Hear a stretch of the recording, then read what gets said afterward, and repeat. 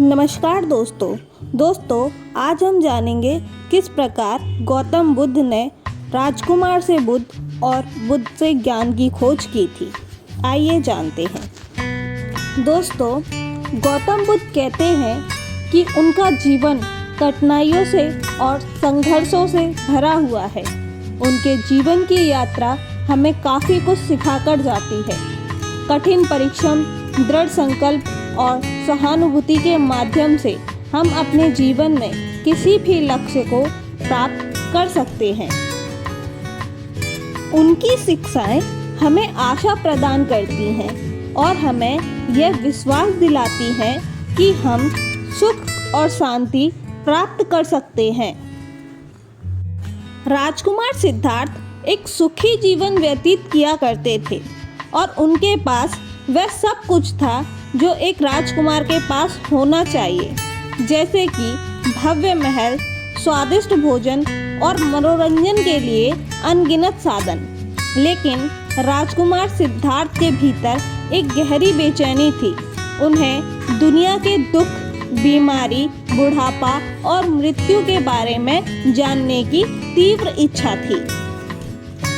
एक दिन राजकुमार सिद्धार्थ महल से बाहर निकलने का अवसर पाकर उन्होंने पहली बार दुख, बीमारी, बुढ़ापे और मृत्यु का साक्षात्कार किया।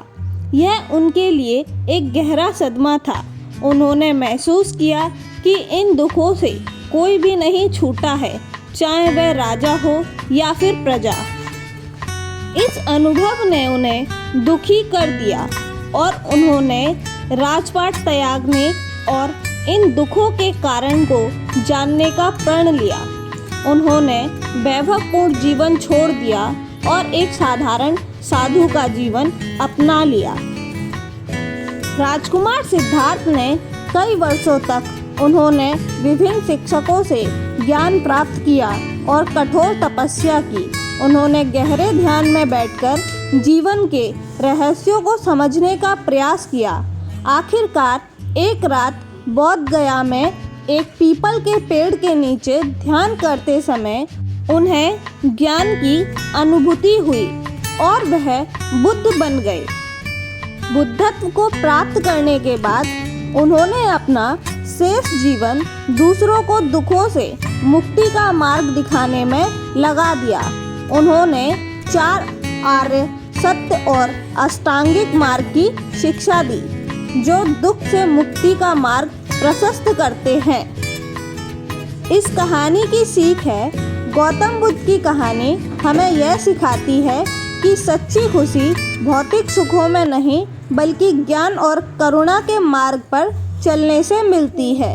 वे हमें यह भी याद दिलाते हैं कि कठिन परिश्रम, दृढ़ संकल्प और सहानुभूति के माध्यम से हमें अपने जीवन में किसी भी लक्ष्य को प्राप्त कर सकते हैं।